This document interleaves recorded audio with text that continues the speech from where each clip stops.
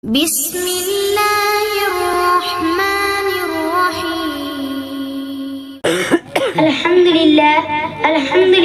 वस्सलातु अला रसूलिल करीम अम्मा बाद अऊज़ु बिल्लाहि मिनश शैतानिर रजीम बिस्मिल्लाहिर रहमानिर रहीम लक़द काना लकुम फी रसूलिल्लाहि उस्वतुन हसना सदाक़ल्लाहुल अज़ीम। माननीय श्रद्धेय सम्मानीय आजके सभापति साहेब ও নির্বাচিত বিচক্ষণ বিচারক মণ্ডলী, উপস্থিত শ্রোতা বিন্দু সকলকে জানাই আন্তরিক সালাম, আসসালামু আলাইকুম।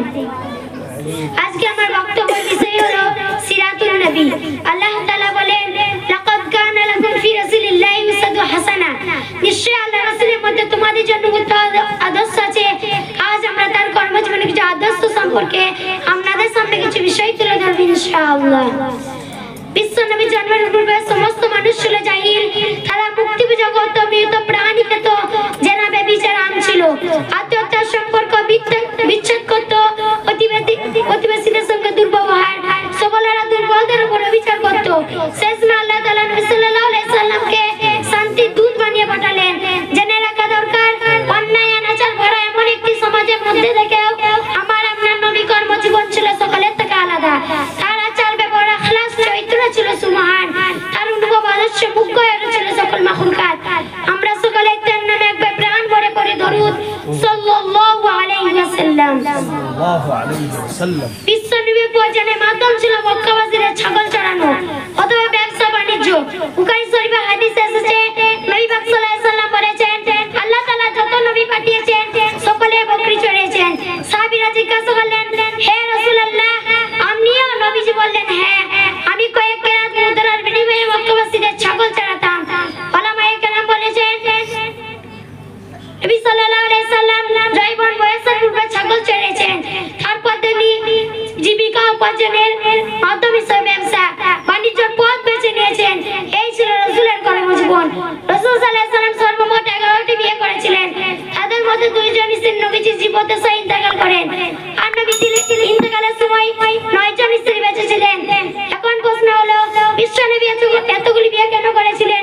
মনে রাখবেন, এতগুলি বিয়ে করেছিলেন কোনো ভোগ বিলাসিতা উদ্দেশ্য করেননি, বরং এর পিছনে মুখ্য উদ্দেশ্য ছিল যাতে করে বিভিন্ন গোত্রের দিনের দাওয়াত পৌঁছানো সুবিধা হয়। যদি বিলাসিতা উদ্দেশ্য হতো তাহলে কুমারী নারীদেরকে বিয়ে করতেন। অথচ যতগুলি বিয়ে করেছিলেন তাদের মধ্যে শুধুমাত্র হযরত আয়েশা সিদ্দিকা রাদিয়াল্লাহু তাআলা আনহা ছাড়া সকলেই বিধবা ছিলেন। বিশ্ব নবী সাল্লাল্লাহু আলাইহি ওয়াসাল্লাম নবুয়তের পূর্বে হীরা পাহাড়ে নির্জন হয়ে একাধারে কয়েকদিন যাবত ইবাদত করতেন। এভাবে তার বয়স 40 বছর পূর্ণ হলে হীরা গুহায় জিবরাইল ফেরেশতা রাসূল সাল্লাল্লাহু আলাইহি ওয়াসাল্লামের কাছে এসে সূরা আলাকের 5টি আয়াত অবতীর্ণ করেন। তিনি সেখান থেকে বাড়ি এসে হযরত খাদিজা রাদিয়াল্লাহু তাআলাকে বললেন, আমাকে কম্বল জড়িয়ে দাও। রাসূল সাল্লাল্লাহু আলাইহি ওয়াসাল্লামের গায়ে জ্বর চলে এসেছিল। তখন হযরত খাদিজাকে সমস্ত ঘটনা শুনিয়ে বললেন, খাদিজা, আমি আমার প্রাণে আশঙ্কা করছি। তখন হযরত খাদিজা বললেন, আল্লাহর কসম, আল্লাহ কখনোই আপনাকে লাঞ্ছিত করবেন না, কেননা আপনি একজন সমাজসেবী মানুষ। আপনার মধ্যে সমাজসেবার 5টি গুণ রয়েছে। আপনি আত্মীয় স্বজনের সাথে সুসম্পর্ক রাখেন, আশায় দায়িত্বভার গ্রহণ করেন, গরিব মিসকিনদের সাহায্য করেন, বিপদগ্রস্ত ব্যক্তিদের সহযোগিতা করেন। মুহতারাম করেরা, আমাদের সকলকে নবী সাল্লাল্লাহু আলাইহি সাল্লামের আদর্শকে অনুসরণ করে চলার তৌফিক দান করুন। ওমা তাওফিকি ইল্লা বিল্লাহ। আসসালামু আলাইকুম। ইসলামী বিভিন্ন ধরনের ভিডিও পেতে আমাদের চ্যানেলটি সাবস্ক্রাইব করুন এবং লাইক ও কমেন্ট করুন। আল্লাহ হাফিজ।